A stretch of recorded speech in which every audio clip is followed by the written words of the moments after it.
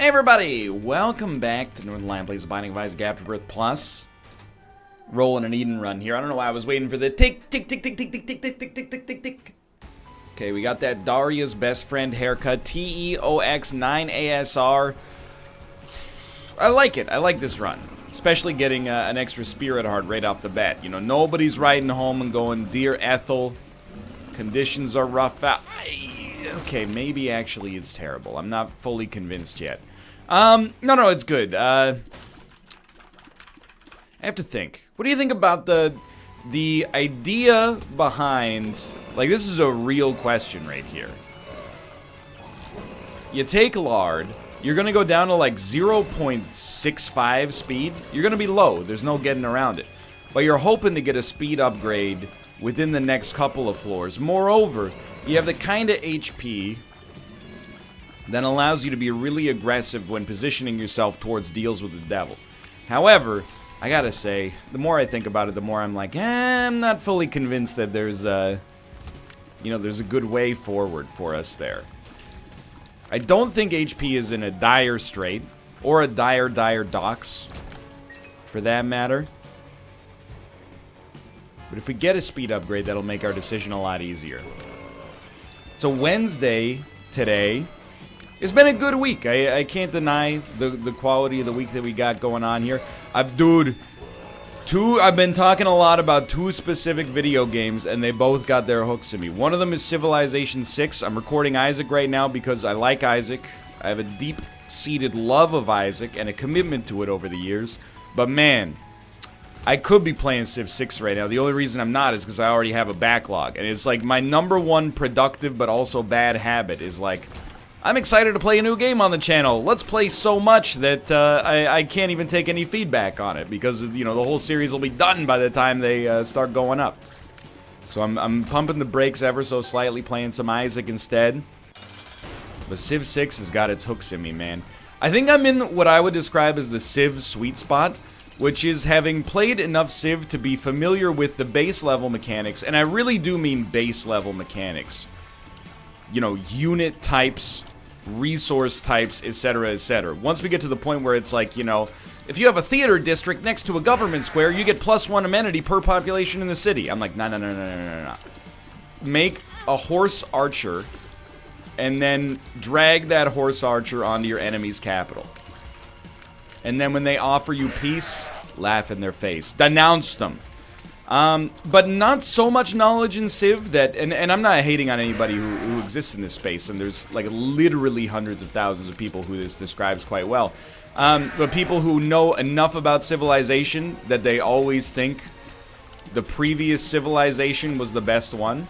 And I think that's kind of the Civ cycle. It's kind of like the Sonic cycle where it's like, I'm excited about a new Sonic game. Then it comes out and it sucks, and you're like, Sonic sucks. And then they announce a new Sonic game, and you're like, this one's gonna be different. Civ is like, that's HP, which means we probably don't need to take the lard speed downgrade. But I am gonna invest in at least checking this cursed room. Didn't need to lose the spirit heart to do it, but here we are. And we're only losing half a spirit heart, I guess, technically, but... Civ is more like, when the base game's announced, people are like, oh boy, I can't wait till 4 expansions from now when it finally surpasses the previous game in the Civilization franchise. Because that's really like, I was there, dude. I mean, I played Civ 2 at release. I remember, I went over to my friend's house. He was playing a game on his personal computer, and I was like, yo, what is that cool looking unit there? And then he said, that's the Foreign Legion. I remember they had like a weird yellow shirt and a hat. I still don't know if that has anything to do with the way that the Foreign Legion actually works. Are they called Legionnaires or something? Hold on. Civ 2 Legion. They're just called Legion. The Roman Legions. Yeah, okay. Dude, you know what's wild? Is that when I look up this unit, I'm like, dude, that's a Roman Legion. When I saw that on my screen as a child, that is not what they look like. Like, in my head, they do not look like that. Or am I thinking of something? Like, I'm going, okay, Civilization 2 units. Show me some photos. I remember the Alpine Troopers. I remember the caravans and the caravels. The diplomats with their top hats. Give it a sec. I'm just scrolling down. You got nothing to worry about. No, it is Legion. Yeah, dude. Okay, when I look at the big sprite, this is like, you're not going to care about this at all. When I look at the big sprite, I'm like, that's a Legion. When I look at the small sprite, the way it would have appeared on screen as a child, I'm like, that's Leonardo da Vinci in a floppy hat. Anyway. And I was kind of like, I wouldn't say I was too young to be into, like, Civ in a big way back then, but I also think, like, you know, internet discourse was just a little different back then. So, I remember, though, for Civ 5, which, I mean, that only came out in, like, 2012, maybe, so we're, maybe 2010? No, it would have been, like, 2012, 2011. Anyway, wait, I remember specifically that people had been a little bit down on Civ 4, and then, like, all the expansions came out and eventually took Civ 4 to the place where it was kind of like the canonical Civ. Civ 5 got announced, and people were like, you know, I'm excited, and then it came out, and they're like, it's missing all this stuff from Civ 4. And then all the expansions for Civ 5 came out, and people are like, now this is a beautiful game. Now we're in Civ 6, they've had 2 major expansions that have come out. People are like, well, you know, it's getting better, but Civ 5 is still the canonical Civ experience. It's like, I'm not being cynical about this, by the way. I think it's just, it's kind of a unique curiosity in the video game world. That you, like, in order for, and it's not like the games are hurting financially, obviously. They're very successful, but my perception, at least from the outside looking in, is that, you know, whenever a new Civ is announced, people get excited about what that game could be 4 years after it releases. But for now, they're like, I've already got all the DLC in the one that just came out, or the one that came out a few years ago. Anyway, it's got its hooks in me, that's all I'm saying. If anything, you know, I resent something about Civ, and that's that it has the audacity to call a game that takes 15 to 20 hours quick. It's like, oh, I'll just do a quick game of Civ for the channel. And I was like, how long do you think that'll take? People were like, probably about 10 or 15 hours. I get it, you know, that's, if anything, I think my respect for Civ is why I also have a fondness for, I don't want to say more elegant board games, but like shorter strategy board games. Like games that can be completed in a single sitting. Like, I love Civ 6, I'm having an amazing time playing it so far. But I do also wish, and you know, this is not really a criticism for Civ, it's just, I'm basically asking for a different game. But I do kind of wish there was like an abstraction of Civ that was like, it'll only take you an hour and a half to finish a game. Some board games are like that. You know, Risk is definitely not, it's still quite long. But it is a little shorter than your average Civ campaign, I think, for sure. But I think you get what I mean. You know, things that scratch that strategy itch. I think I'm just going to leave and stay where we're at right now. But maybe I will go to our boss trap room. Very happy to have a great rate of fire and the ability to fly. That's where I'm at right now. Feeling good about that. But the thing that keeps me from playing more Civilization in my downtime is genuinely the fact that it's such a time sink. That, you know, if I get like, oh, this is a little dangerous. If I get like, you know, 2 hours of free time, I'm not like, I want to play Civ. Because I'm like, man, I'm going to get like out of the classical age. Or the ancient era. I don't even know what eras they're in at this point. Because I've only played, you know, the one campaign and a little start of the second one that's not going up on YouTube. It's really just my practice campaign. So what I've been playing in my downtime is Tetris 99. And I gotta say, I've got 3 or 4 second place finishes now. I've had multiple games with high single digit, low double digit kills. I can smell the first win coming. And it's gonna take, I mean, you're gonna have to beat the Billy Mitchell of Tetris at some point to get a W. I don't dispute that. But the fact that I can come in second on occasion and routinely get top 10, you know, that's, I'm knocking some Billy Mitchells out. I'm telling you, it's like Plinko, you know? Or that, you know, the hole 18 at every mini golf course where it's like, if you get the hole in one, you're gonna get a free round. That's basically what it is. We need to get like 6 lucky dice rolls, and if we get those and all conditions fall where we need them to fall, I believe I can add that to the pantheon of games to which I have gotten a solo battle royale victory. Alright, this was not a bad time for us to use the to use the Pandora's box. A Bone Heart is a lot of HP resilience, which is extremely worthwhile right now. The D1, I mean, it's just good. Able to double consumables, and in particular, you know, if we exercise a little bit of light strategy, we can increase the chance or even guarantee getting the consumable we want to see the most. You know, I'm looking at that car battery now, because I'm like, now if we can just leave a single Spirit Heart on the ground, every time we press the spacebar, we get 2 Spirit Hearts. It's extremely great. Blue Candle is also or Red Candle, I think it was. Either way, is also a probable route to victory. Anyway, all I'm trying to say is that it's been a good month for video games, okay? And you don't always get that in February. So I think that, you know, it's a positive thing. I'm not going to sit here and say, like, hey, you know, you should pay 55 or 60 bucks for Civilization Gathering Storm. You know, I don't know at the end of the day whether or not it's actually worth that. I bought it for myself as it's basically like a work expense, you know? And I'm having a good time with it. I feel a little bit like I was coerced, or let's not use that word. Let's say compelled to purchase it based on the fact that, you know, my country is actually included as a playable civilization, but I get how it is. It comes out at full price. You capture the diehards at the price that they're willing to pay. And then, you know, a year later, it goes on sale for 75% off. And then 2 years from now, Civilization 6 and all of its DLC are on sale for like 15 bucks. And then you're getting like what other people paid 200 bucks for. And you're buying in at like the optimum time. I get how it goes. Can I also say that Civilization, you know, we did a Civilization 6 campaign way back in the day, multiplayer, on the YouTube channel. It was me, Dan, Austin, Sinvicta, Robert. I think I'm forgetting. I'm trying to remember. I know Dan won a culture victory at the end of the day. Did I say Bear Taffy? Bear Taffy's a big Civ guy. He was probably there. Anyway, it was like 3 years ago. You know, I hope it does. If I forgot anybody, it's not meant as a slight. You're talking to somebody who's got like 12,000 videos on his YouTube channel. You know, some things are going to slip through the old memory banks, okay? If you're eating a ham sandwich for lunch every day, and I ask you what you had for lunch 8 years ago, on, you know, Tuesday, November 14th, you're probably going to be like, it's a ham sandwich. But if you're mixing it up on a daily basis, you're probably going to be like, bro, I don't know. Who do you think I am, Dustin Hoffman? Anyway, I learned something out of that campaign, and I'm coming to terms with it more, you know, now that I'm discovering myself in my 30s.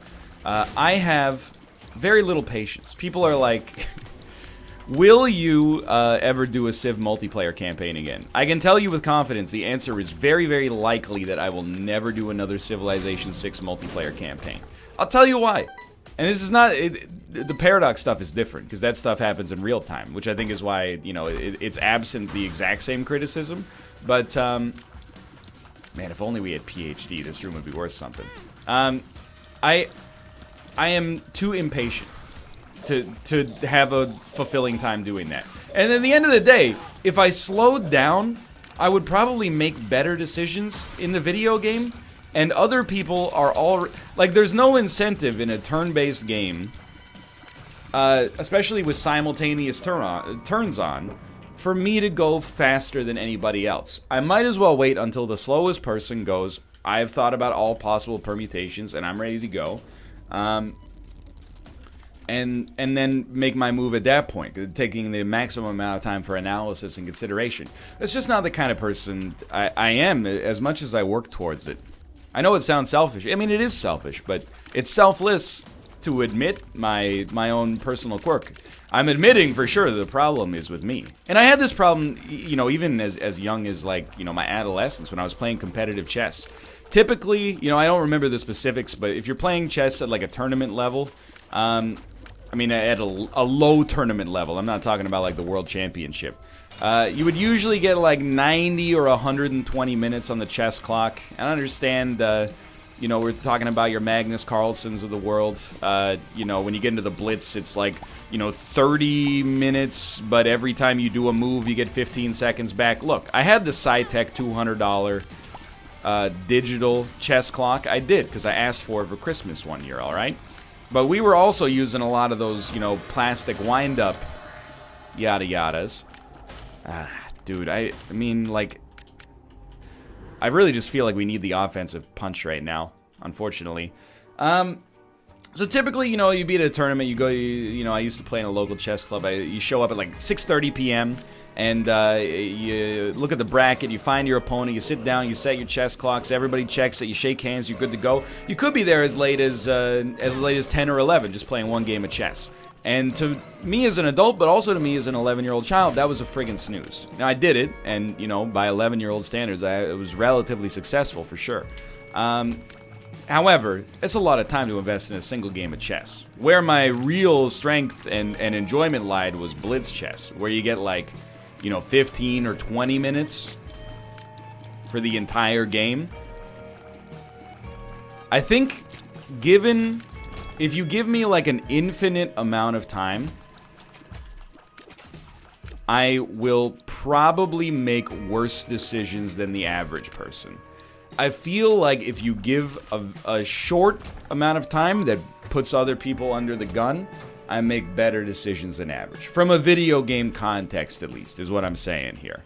And that's where I'm at. Yeah, that's why I like playing Civ against the computer. Because when my turn's done, the computer is just like, brrr, you know, is working through that, you know, Ivy Bridge microprocessor architecture.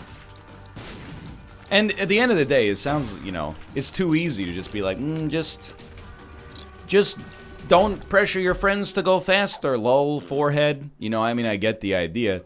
I'm just saying, you know, hold on. This is potentially pretty good here. Judgment.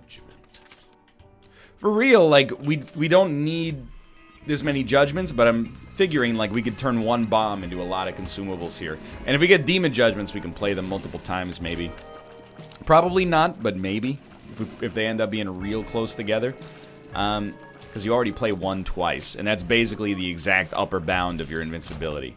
You know, it's not fair for me, either, to be like, you know, hello, my friends. So that, dude, okay, this is where you just do this, for sure. You know, come play with me, and I'm gonna, you know, resent you for taking a long time. I've come to recognize, you know, my own foibles, as it were. I like not being gated by anybody else taking a long time. I like real-time video games, I guess. You're supposed to put the judgment down. You know what? I'm out. We already got a lot of HP here. We probably should have gone for max HP, but it is what it is, you know? We get to hold on to this judgment card for the future. We really, really, really would like to pick up a damage upgrade at some point. Anyway, that's my 2 cents. That's why I like playing games against the computer in general. Not just because you can tailor the difficulty so you're likely to get just enough of a challenge to put the win into question but still win nonetheless. But also beyond that, because, you know, at the end of the day, I've really, in the past couple of years, I've come around to the idea that, you know, what am I playing video games for? If not for my own enjoyment. So maximize that enjoyment by completely isolating myself from my surrounding social network. I'm joking. I mean, but like, kind of. There's always Apex Legends. That's why I think the ideal battle royale for me is one where looting is removed from the equation. Literally 100 people just spawn in like a gladiator-style arena with no weapons, and they just start duking it out with their fists. If everybody's on an even level when it comes to preparation and strategy, I think that raises my chances completely. Not to 100%, obviously, but, you know, from like under 1% to 1%, hopefully. That's not, and I've been struggling with this, you know, because I've been playing Tetris 99, and, you know, without being immodest, you know, I almost always finish top 50. Usually I'll have at least 2 or 3 kills, and oftentimes we finish top 10. And I gotta deal with chat. Chat's going, why is NL so bad? Twitch has totally blown out the perception of the average, you know? I would say I'm probably a little bit of an above average Tetris player. But because there's people on Twitch, and God love them, they're making amazing content.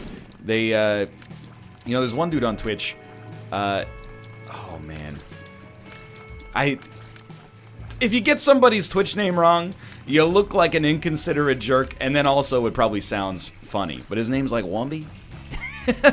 Or am I getting it confused with Woomy, the smash you do as Inkling, in Super Smash Bros. Ultimate? Anyway, my man won like 21 consecutive games on camera. It's the same like with Shroud, you know? You watch Shroud play PUBG, and he gets 14 kills and wins a game single-handedly. And you go, okay, so that's like what's capable. Then you go watch like an average PUBG player, who by definition, you know, has like a 1.0 KDR. And you go, this guy sucks. That's fair. I mean, your analysis is fair. The statistical interpretation is not fair. So I'm like, dude, how can you consistently come in the top 10?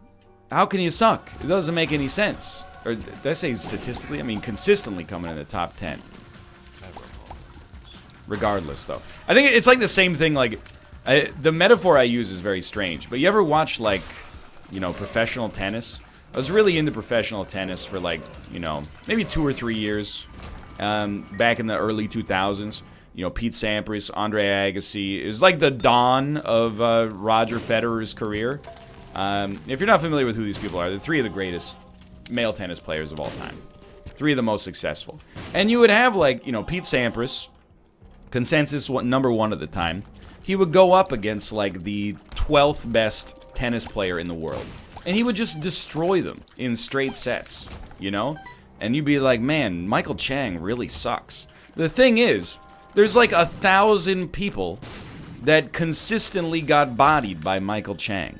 Michael Chang, you know, he grows up, I don't know where he grew up in the United States, but he's an American tennis player. Probably grew up absolutely dominating at the elementary school, the high school level. He gets to college, hey, you meet this young wunderkind by the name of Petey Sampras yet? No, but you know, I'll play him. You play him, maybe you narrowly beat him because he's a couple of years younger than you, right? He comes back next year. He's put on 20 pounds of pure muscle. All of it's in his forearms. All of a sudden, he's smashing, you know, 100-mile-an-hour aces past you on the regular. And, you know, that's the end of the dominant story of Michael Chang.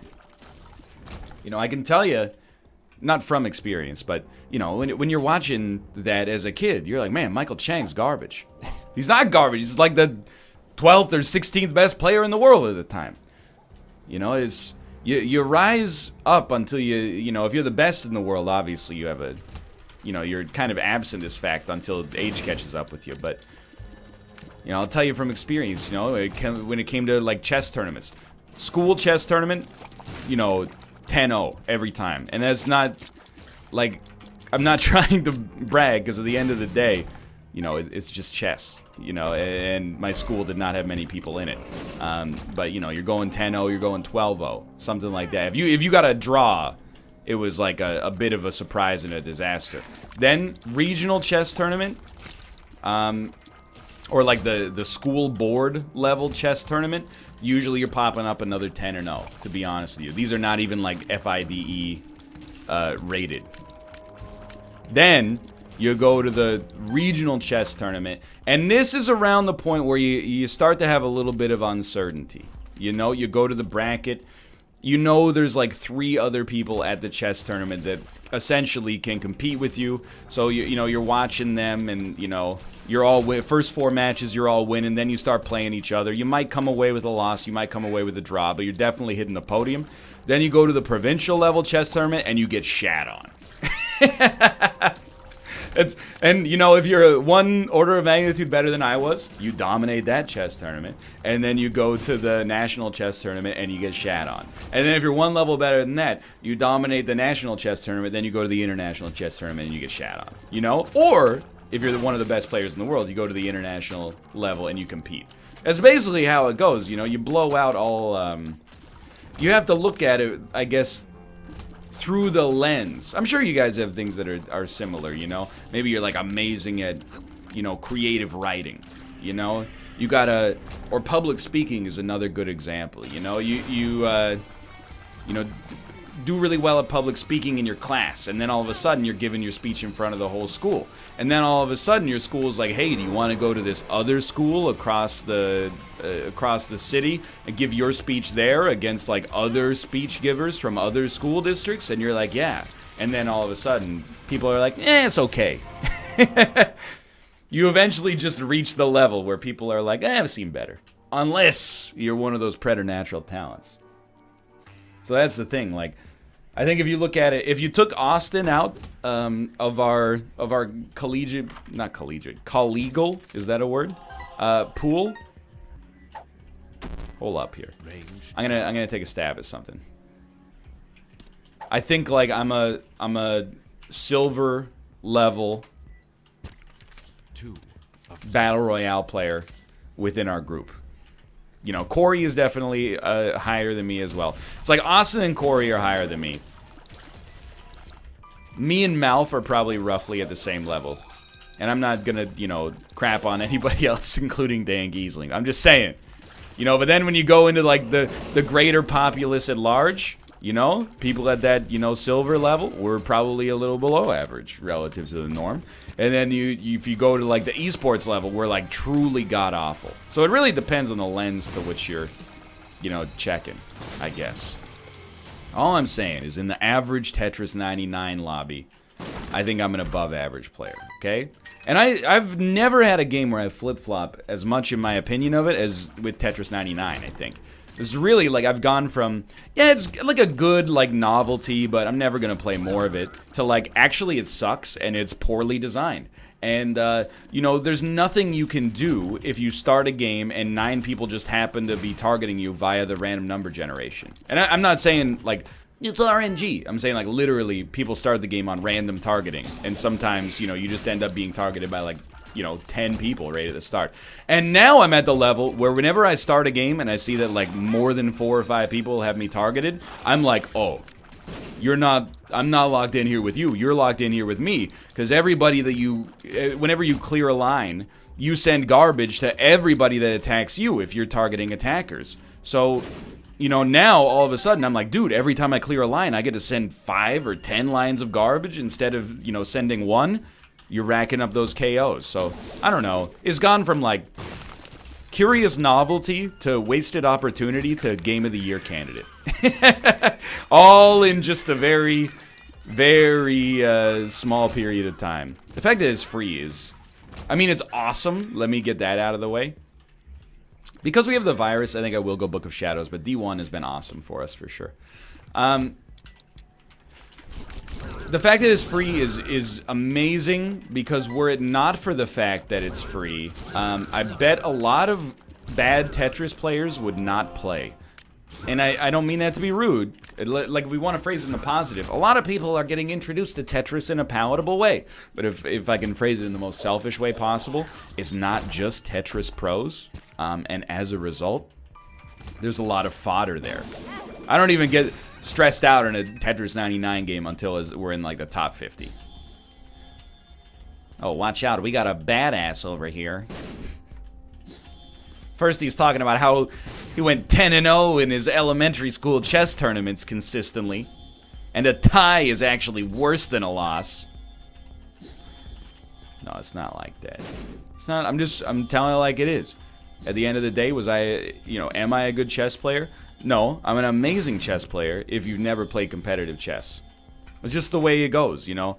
Like, if you're not somebody who studied chess at some level, I mean, like, if you don't own, like, 4 or 5 books on how to get better at chess, you're gonna lose to the guy who's read those 4 or 5 books 99% of the time. You're gonna have to wait till he sneezes and accidentally knocks over his king.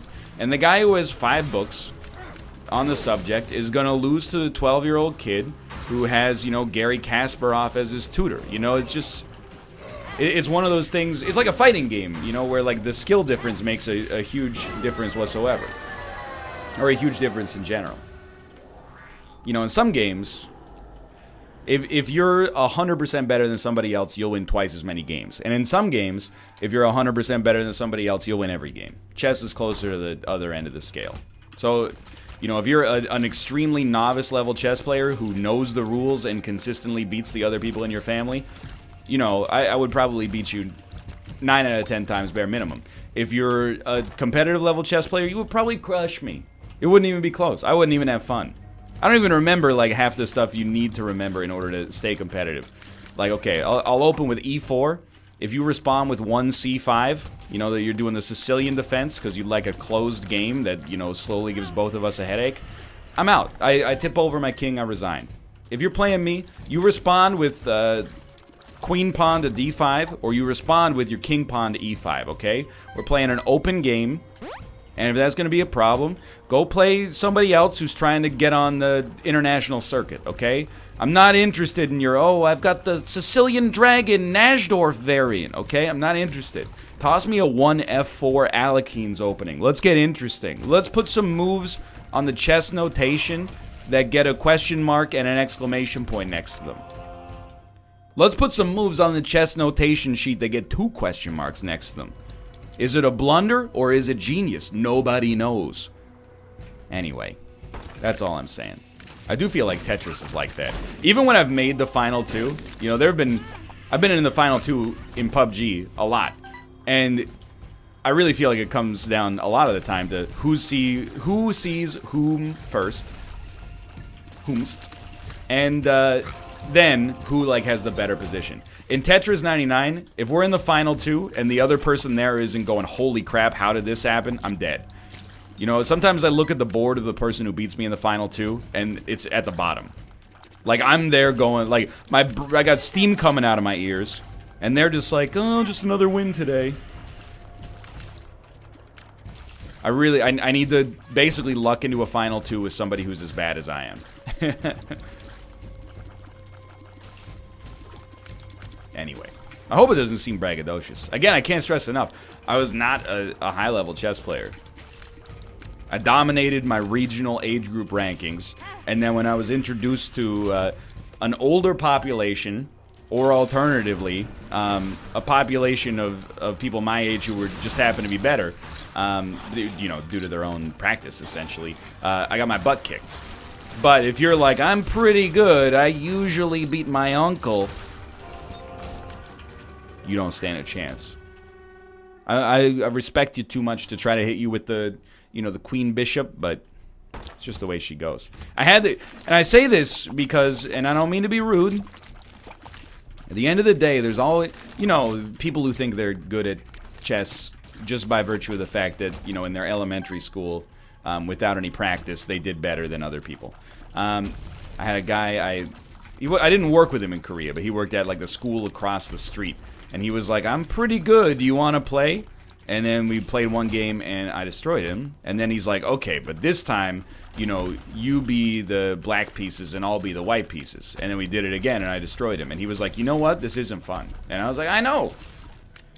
Never forget, it was your ego that wanted to get invested. I don't play chess for my own enjoyment anymore. Unless I'm, you know, on an airplane for a long flight and I've already seen all the movies. Then I'll play the AI in chess, okay? But, like, I don't get any pleasure out of it anymore because, you know, every time I play it, I'm like, well, yeah, maybe I can beat the computer on medium level, but I'm, like, 10 times worse than I was when I was 13 years old.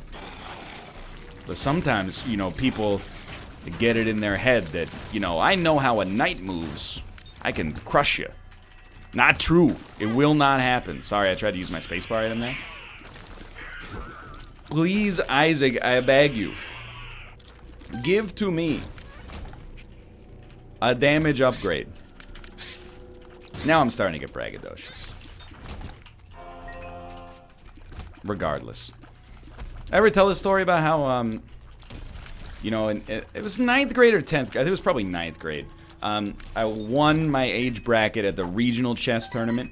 And I got called into the principal's office, and they were like, hey, just so you know, like, in the athletic awards ceremony, we're gonna, like, you know, say your name, you know, because I also went to a school that had, like, a relatively, on a regional level, successful sports program, you know, volleyball, basketball, cross country, they did pretty well. I also went to, like, the only high school in North America that did not have a football team until, like, 6 years after I graduated, but anyway.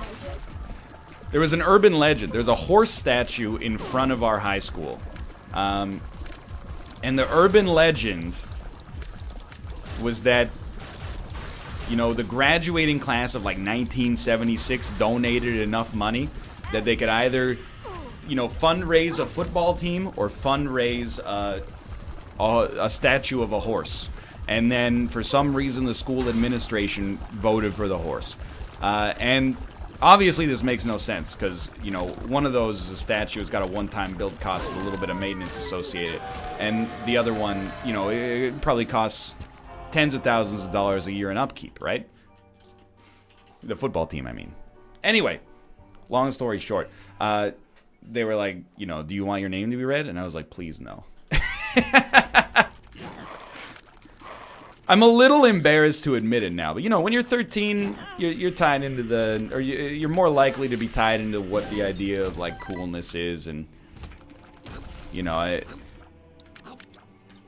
hadn't really talked to anybody about the fact that I was, you know, a semi-competitive level chess player, and I was like, I don't really want to, you know, out myself on this particular subject. If I could go back in time, I would have owned it. But at the time, as embarrassed as I am to admit it, I was like, nah, I'd rather you didn't. Plus, I already wore my medal to school every single day, so I didn't mean to walk into you, baby. Anyway, I'm just saying, stop insulting my Tetris skill. I'm not that bad. I still don't really know what a T-spin is, though. I looked it up. Here's if you're in Twitch chat on the regular, thank you for the backseating. I mean that sincerely. I'm not one of those streamers who gets mad at backseating. I just get mad at backseating that is non-productive. And what I mean is, you know, again, I really think when Dan says first grade instructions, he's giving people an out. What he should be saying are good instructions. Good instructions are specific. They tell you exactly what to do.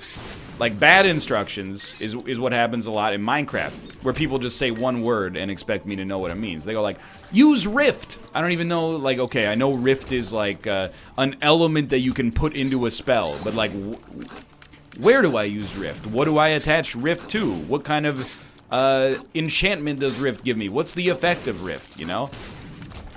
So I get two different kinds of backseating regarding Tetris in Twitch chat. One of them is do T-spin, and then the other one is after I ask what is a T-spin, they type out the specific like example of a T-spin, but I can't read it because I'm playing Tetris, and that's on me. So we end up in this feedback loop where or not a feedback loop, but a vicious cycle, shall we say, where chat goes, do a T-spin, and I go, you can't just say do a T-spin. I don't know what a T-spin is. And then they go, a T-spin is a maneuver where you leave a space open and then pivot a piece into it that would otherwise be unable to get there. But by doing the spin, you can do it, and it gives you bonus garbage and yada, yada, yada. And I go, I can't read that. That's too much text. I'm playing Tetris over here. So it's pretty much 100% ball in my court. I really respect specific instructions, though. Did you notice in the last Minecraft stream, if you watched it, you know, somebody made a first grade guide for me in Thaumcraft within 45 minutes, and this is Takoto. Thank you for the guide, for one. They really were first grade instructions with pictures. What annoys me, within 45 minutes, we were Doctor Strange, you know? We would put a little, we'd put a seed of discontent on the ground, and it would mine a quarry for us in 2 seconds. We would right-click. Your doors are no longer meaningful. I can walk through anything. I can walk through the side of a mountain and pop out on the other side. I can hide a bunch of chickens in Dan's wall and have him go, where's all the clucking coming from? But, you know, first grade instructions, they're just good instructions. What happens a lot, and I'm saying this to try to get like an equitable resolution. Sometimes people in chat will go, use Rift. And I go, if you want me to use Rift, you got to be a little bit more specific. And then they just go, look it up on the wiki. Okay. I understand you're not wrong. But, you know, if you're passionate enough to want me to follow your advice, you should also, you know, type it out in a readable format. It's like when I get roasted for it, my friends and colleagues. But when I speak with In particular, when I'm trying to direct somebody how to do something, it's like an old tech support habit. And I think it's good, although sometimes people do go, you're talking down to me. And I don't mean it like that. But, you know, if I'm giving someone directions on how to join a lobby, I'm like, okay, step 1, boot up the game. Have you done that? And they're like, don't talk down to me. I'm like, no, it's not like that. I just need to make sure we're on the same page. Because sometimes people go, you know, I'm trying to join and it doesn't work. And I go, you got to be more specific than that in order for us to diagnose the problem. My internet's broken. What do you mean?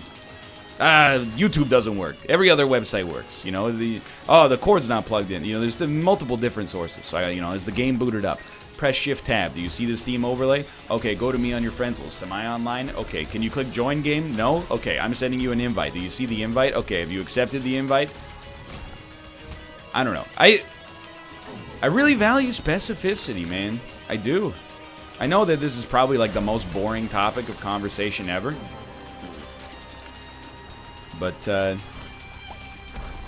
you know, clear communication is something, I don't want to say it's important to me, like it's a core value.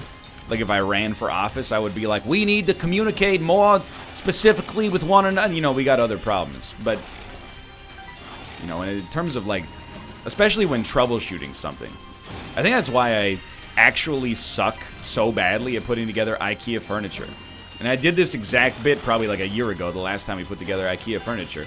But, you know, IKEA furniture, it has pictures, and the pictures are pretty good, and they're also sort of self-explanatory, but only if you know what they're getting at to begin with.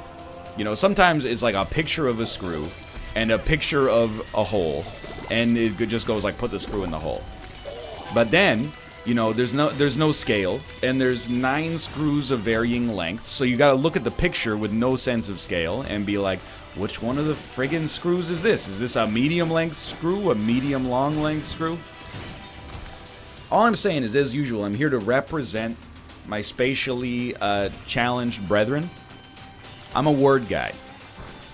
I really wish that instead of the pictures, and I'm sure they've done market research on this, but instead of the pictures, there was also like a, you know, a wordy guide to the instructions. And it was like, locate the screw with the number, you know, 9 3/4 on it, and then place it in the bottom left corner of the shelf when the shelf is sitting upright, facing you. Then I'd be like, you know what? Literally, I'm so good at following specific instructions, because you'd have to be basically brain dead to be bad at it, you know? All you gotta do is go down the checklist and go, I've done this, I've done this, I've done this. Where you end up with a problem in troubleshooting is when, you know, the person on the other end of the telephone goes, please turn off and turn on your modem again. And then you go, I'm smarter than that. I don't need to do that. You're not going to get one over on me. You're just trying to keep me on the telephone for no reason. You know what I mean? Anyway. I'm just saying. I'm a computer. I execute a series of ordered instructions. And if the instructions have any ambiguity, you know, apply a screw here. And then I put the screw in, and they're like, not there. And I'm like, well, you should have said northeast corner. Oh, well. Basically, I'm brain dead. Well, you learn one thing from this episode. You ever see me sitting on a chessboard downtown Central Park searching for Bobby Fischer? Bruce Pandolfini, do not sit down. I will slay you, unless you're good, in which case you will win. For now, thanks for watching. I hope you've enjoyed the episode. If you did, click the like button. It helps out a great deal. Of course, subscribe if you want to see more in the future. For now, thanks for watching, and I will see you next time. See ya!